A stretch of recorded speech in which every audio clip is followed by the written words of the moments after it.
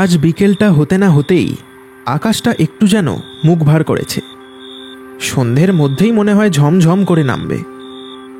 হালকা ঝোড়ো হাওয়া দিতে শুরু করেছে। আজ রতনের চায়ের দোকানের আড্ডাটা জমল বলে এই হৃদয়পুর গ্রামের কোনো এক প্রান্তে অবস্থিত রয়েছে রতনের চায়ের দোকান। রোজ সন্ধ্যাবেলায় সেখানে কয়েকজন ছেলে ছোকরাদের দল গিয়ে জমায়েত হয় আড্ডার আসর জমাতে। কয়েকদিন এক টানা ভ্যাপসা গরমের পর শেষমেশ আজ বিকেলে আবহাওয়াটা যেন একটু হলেও ঠান্ডা হয়েছে। তাই আজ রতনের দোকানের আড্ডাটা সন্ধে নামার আগেই শুরু হয়ে গেছে। এই রতনদা, আজ তোমার দোকানটা দেখবে শুধু, আড্ডা একেবারে গম গম করবে। এই একেবারে সেরা কথা বলেছিস ভাই। উফ, কদিন যা ভয়ানক গরম গেল, আজও যদি গরমটা না কমতো তাহলে নির্ঘাত কোনো বুড়ো হাবড়া গরমের চোটে এই পটল তুলতো। ফটিকের কথায় সবাই সায় দিল। সত্যি কদিন গরমের চোটে সবার প্রাণ অষ্টাগত হয়েছিল। রতন লোকটা তাদের কথা শুনতে শুনতে এক মনে তেলে ভাজা ভাজছিল। তবে সে যেন কাউকে তার দোকানের দিকে আসতে দেখে একটু যেন বেশি খুশি হলো। আরে আরে গোপাল খুড়ো, তুমি? আরে আরে এসো এসো, বসো। গোপাল খুড়ো এই গ্রামের নামকরা গুণিন। রতন তাকে আসতে দেখেই বড্ড আনন্দ পেয়েছিল। তার কারণটা খুবই সোজা। গোপাল খুড়ো দোকানে আসা মানেই ছেলে ছোকরাদের ভিড় বাড়বে, যার জন্যে রতনেরও কেনাবেচা বাড়বে। কারণ গোপাল খুড়োর কাছে গল্প শুনতে এই গ্রামের সকলেই ভালোবাসে। আর আজকের এই মৌসুমে তার এখানে আসার ফলে চায়ের দোকানের আড্ডাটা এবার যে জমে যাবে সেটা রতন সহ সকলেই বুঝতে পারল। গোপাল খুড়ো ততক্ষণে আটো সাটো হয়ে বেশ আরাম করে বসেছে বেঞ্চিটায়। এরই মধ্যে আরও কজন ভিড় করেছে আশেপাশে। তা খুড়ো, আজ আমাদের বরং একটা ভূতের গল্প শোনাও দেখি। তোমার গল্পের সাথে প্রকৃতির ঝিরিঝিরি ঠান্ডা হাওয়া আর তার সাথে গরম গরম তেলে ভাজা আর মুড়ি, উফ, জমে একেবারে ক্ষীর। গোপাল খুড়ো নিজেও জানত আজ সবাই তাকে ধরবেই, তাই সে আর বেশিক্ষণ চুপ থাকলো না। তোরা আজ এই আবদারটা করবি আমি ভালো মতোই জানতুম, তাই তো আগে থেকেই ভেবে রেখেছিলাম সব একেবারে। তবে আজ তোদের কোনো এই গল্প কথা না, এই আমার সাথে ঘটে যাওয়া একটা সত্যি ঘটনার কথা বলবো আজ। তখন আমার বয়স এই এই এই তোদের মতোই, এই গুরুর কাছ থেকে সদ্য সদ্য এই গুণিন বিদ্যে শিখছি তখন। গোপাল খুড়োর কথায় সবাই একেবারে হামড়ে পড়ল তার দিকে। গোপাল খুড়োর সেটা দেখে মনটা বেশ ভরে গেল। সবাই তাকে কতই না ভালোবাসে। এই ভেবে সে কিছুক্ষণ থামল। তারপর রতনকে বলল, এই রতন, এই কটা গরম গরম বেগুনি আর ফুলুরি ছাড় তো দেখি। এই ছেলে পিলেরা কি এই শুধু মুখে গপ্প শুনবে নাকি? রতন বুঝল খুড়ো কি বলতে চাইছে। খুড়োর কথা মতো সে সবাইকে একটা করে কাগজের ঠোঙা ধরিয়ে দিল।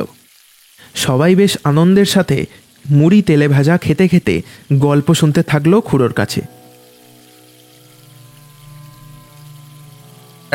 হ্যাঁ, যা বলছিলাম, তখন সবে মাত্র এই গুণিন বিদ্যা শিখছি। এ বিদ্যায় খুব একটা পাকাপোক্ত যে হয়েছি তা না, তবে কিছু না হলেও ছোটোখাটো ভূতেদের কাবু করার মতো ক্ষমতা তখন চলে এসেছিল আমার মধ্যে।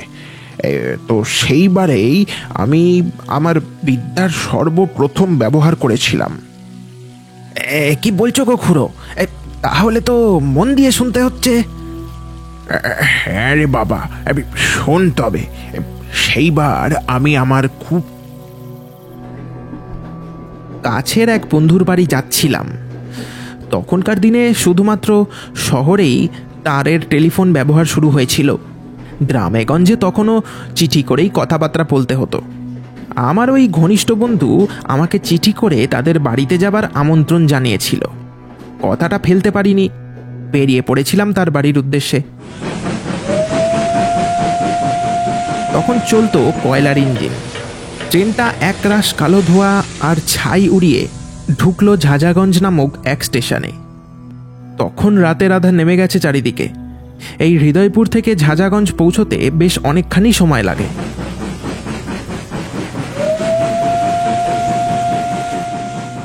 স্টেশনে নেমে দেখলাম চারিদিক একেবারে শুনশান, যেন এ চত্বরে কোনো মানুষই থাকে না। এদিক ওদিক চেয়ে হাঁটা লাগালাম স্টেশনের বাইরের দিকে।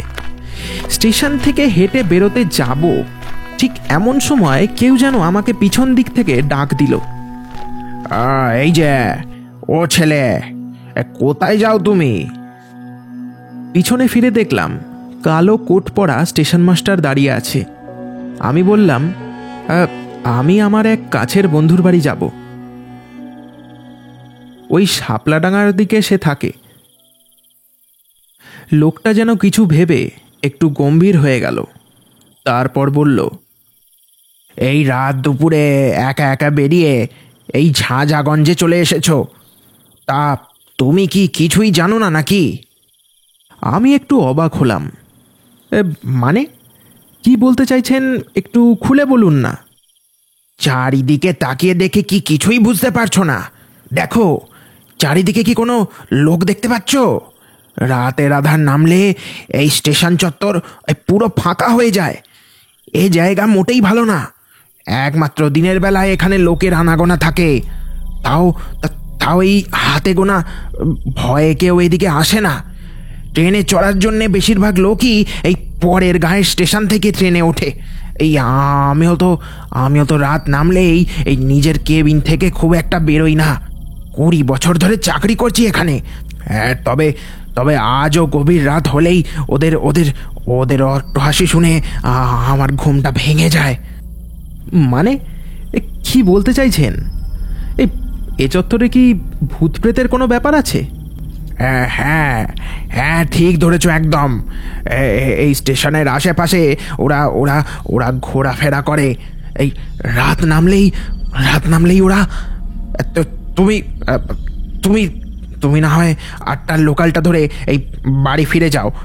আর না হয় একটা কাজ করো, এই কোনো দিকে না তাকিয়ে এই দৌড়ে এই স্টেশন চত্বর ছেড়ে পালাও। না হলে বড় বিপদে পড়বে। আমি আমি আমি আমি এই বলে দিলাম। আমি এখন যাই, এই ডাউনের লোকালটা আসার সময় হয়ে গেল। এই বলে লোকটা হন্তদন্ত হয়ে চলে গেল। আমি ভাবলাম এসব নিয়ে আমার চিন্তা করার কোনো দরকারই নেই। এসবের সাথে লড়াই করার ক্ষমতা আমার আছে। তবে মনে মনে নিজের প্রতি একটু হলেও কিন্তু বোধ হলো। আসলে তখন সদ্য আমি এই বিদ্যা শিখছি, তো তার ওপর এর আগে কোনোদিনও কারোর ওপর ও ক্ষমতা ব্যবহার পর্যন্ত করিনি। এই ভেবে একটু ভয় হলো আমার। তবে ভয়কে জয় করতে হবে, তবেই তো সফল হতে পারবো। এই ভেবে মনে মনে গুরুর নাম নিতে নিতে বেরিয়ে পড়লাম স্টেশনের বাইরে। যত বিপদ যেন সেদিনই অপেক্ষা করছিল আমার জন্য। স্টেশনের বাইরে বেরোতে না বেরোতেই দেখলাম কোথার থেকে যেন এক রাশ কুচকুচে মেঘ এসে জড়ো হয়েছে আমার মাথার ওপরে। এ বৃষ্টি যদি একবার শুরু হয় তাহলে টানা ঘন্টা 3 না হয়ে থামবে না। আর বেশি দেরিও হলো না কাণ্ডটা ঘটতে। কথাটা ভাবতে না ভাবতেই ঝমঝম করে শুরু হলো মুষলধারে বৃষ্টি। দূর, আজ আমার কপালটাই খারাপ দেখছি। বাড়ি থেকে তো ছাতাটাও নিয়ে আসিনি। কি করে বুঝবো রোদ খটখটে এরম দিনে ঝমঝম করে বৃষ্টি নামবে? কথাটা মনে মনে ভেবে নিজেকেই দোষারোপ করছিলাম, এমন সময় একটা আলো আমার চোখে পড়ল। একটু দূরে কেউ যেন আমার দিকে তাকিয়ে হাতে আলো নিয়ে দাঁড়িয়ে রয়েছে। যেই জায়গাটায় দাঁড়িয়ে সেটা এই স্টেশনেরই একটা মালগুদাম। আমি কিছু না ভেবে হন হন করে হেঁটে গেলাম সেদিকে। গিয়ে দেখলাম একটা মাঝবয়সী লোক ঢলঢলে ফতুয়া আর ধুতি পরে হাতে একটা লণ্ঠন নিয়ে ঘরের বাইরে দাঁড়িয়ে আমার দিকেই তাকিয়ে। বলছি আমাকে একটু আশ্রয় দেবেন এখানে? বৃষ্টিটা থামলেই আমি আমি আমি চলে যাব। বাড়ি থেকে ছাতাপত্তর কিছুই নিয়ে বেরোয়নি। এভাবে বেশিক্ষণ ভিজলে শরীরটা যে আমার খারাপ করবে। আমার কথা শুনে লোকটা মুচকি হেসে বলল, দেখো কাণ্ড। আরে আরে এই তোমাকে তো ওই একা দেখেই তো আমি আমি আলোটা নিয়ে বেরিয়ে এলুম। এই তোমাকে তো ডাকছিলাম, শুনতে পাওনি নাকি? আমাকে আবার কখন ডাকলেন? কই, শুনতে পাইনি তো। ওই দেখো কাণ্ড।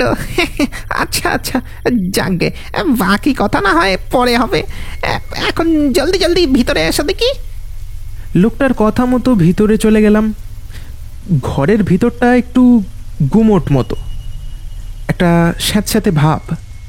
লোকটা এখানে কি করে থাকে কি জানি।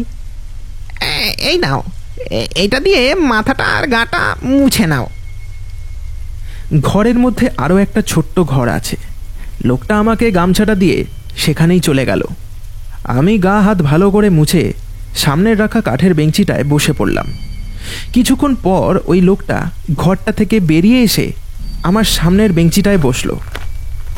কিছুক্ষণ আমার দিকে এক নজরে তাকিয়ে থাকার পর সে বলল, তা বাবা, এই তুমি যাবে কোথায়?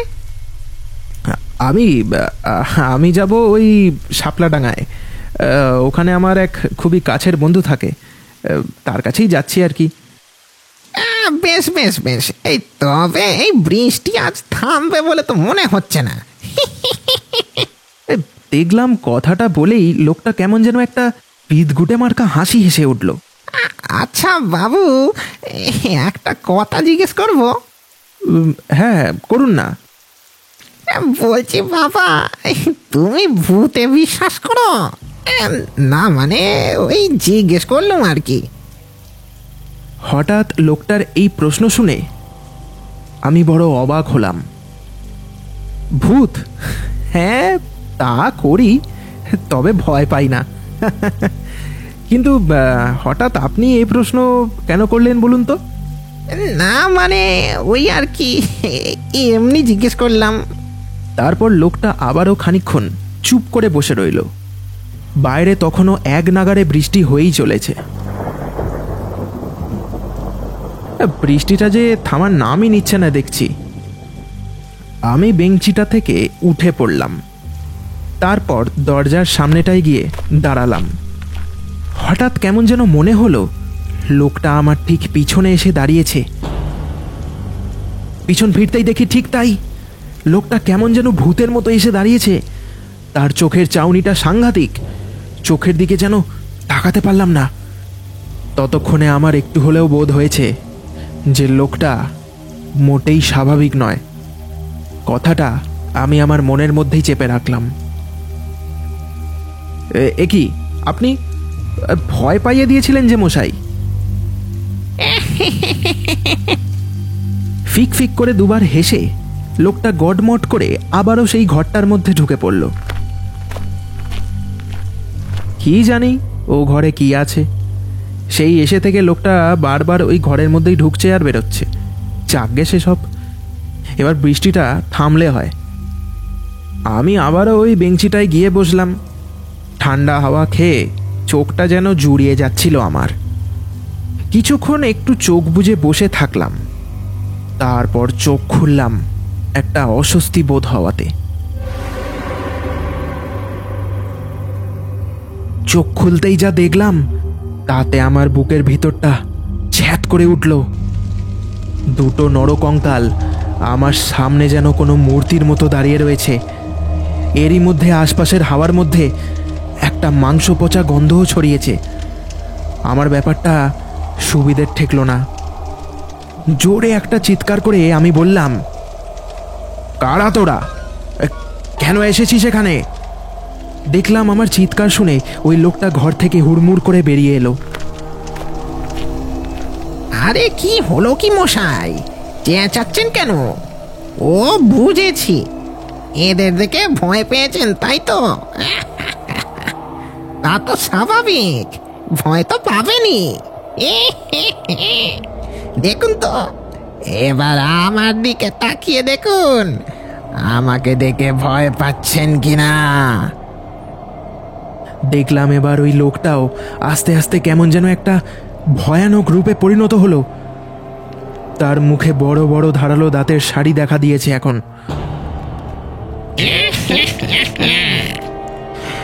তোর মতো একটা কচি শিকারকেই খুঁজছিলাম, পুরো হাবড়াদের ওই শুকনো খটখটে মাংস খেয়ে মুখটা একেবারে পচে গেছিল। এবার এবার কচি টুসটুসে মাংস খাবো। আজ আজ আমাদের জলসা হবে।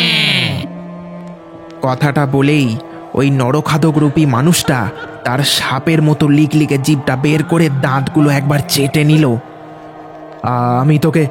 আমি তোকে আবারও সাবধান করছি, এখান থেকে চলে যা।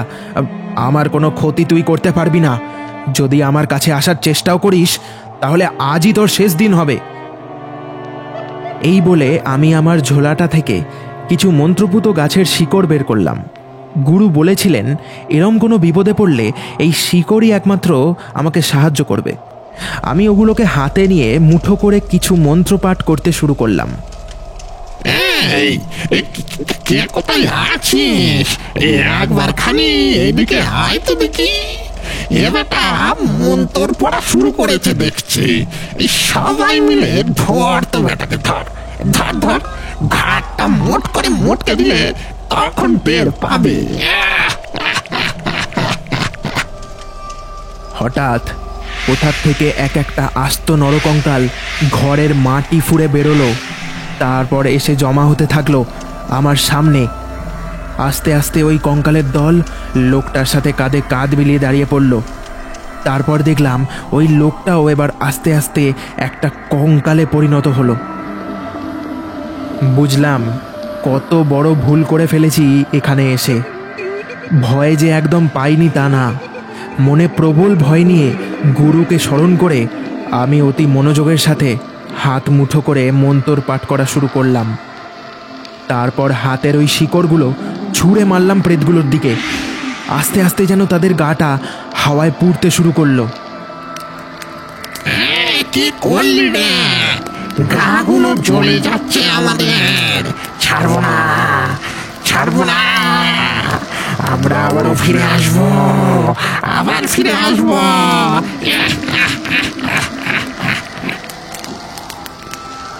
মুহূর্তে এক এক করে ওই অশরীরীদের দল যেন আস্তে আস্তে হাওয়ায় মিলিয়ে গেল।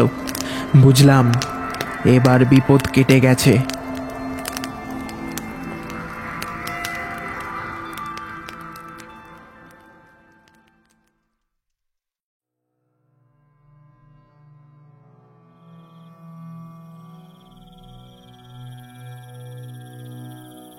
তারপর তারপর কি হলো গো খুড়ো?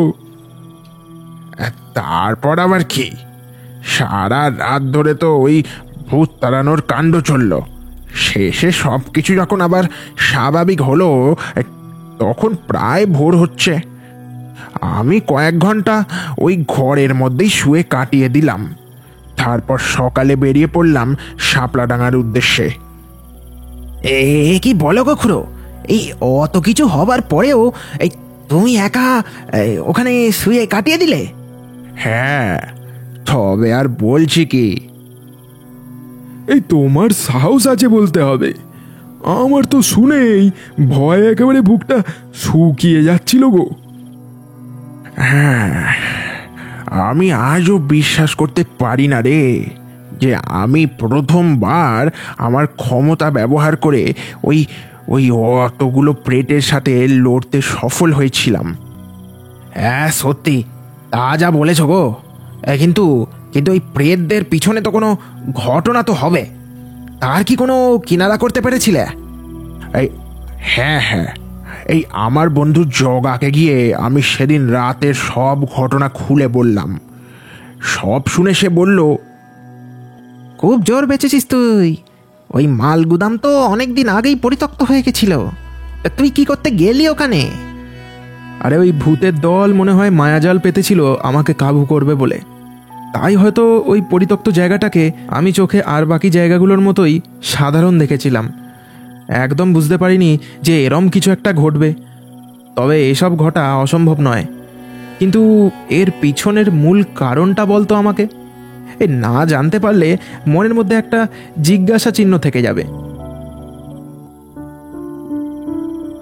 তবে শোন, আজ থেকে বছর 5 আগে এই মাঝরাতে ওই মাল গুদামে একটা বড় ডাকাতি হয়। এই ডাকাতের দল ঢুকে সব মাল লুটপাট করে ফেলে।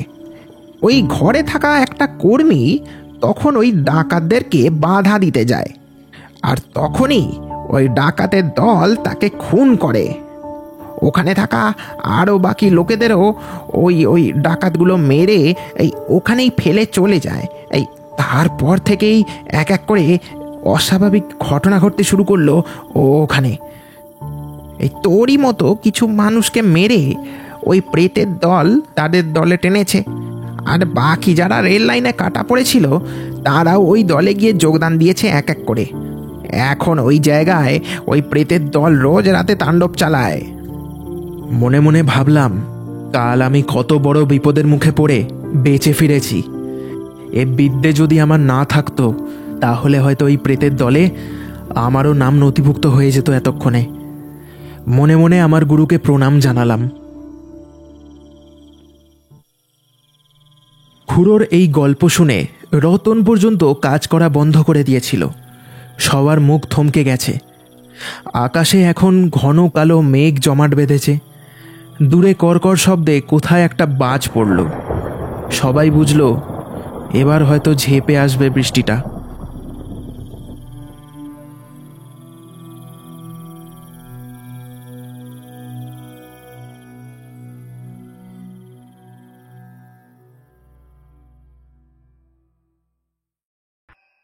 শেষ হলো ভৌতিক মায়াজালের আজকের গল্পের পরিবেশনা।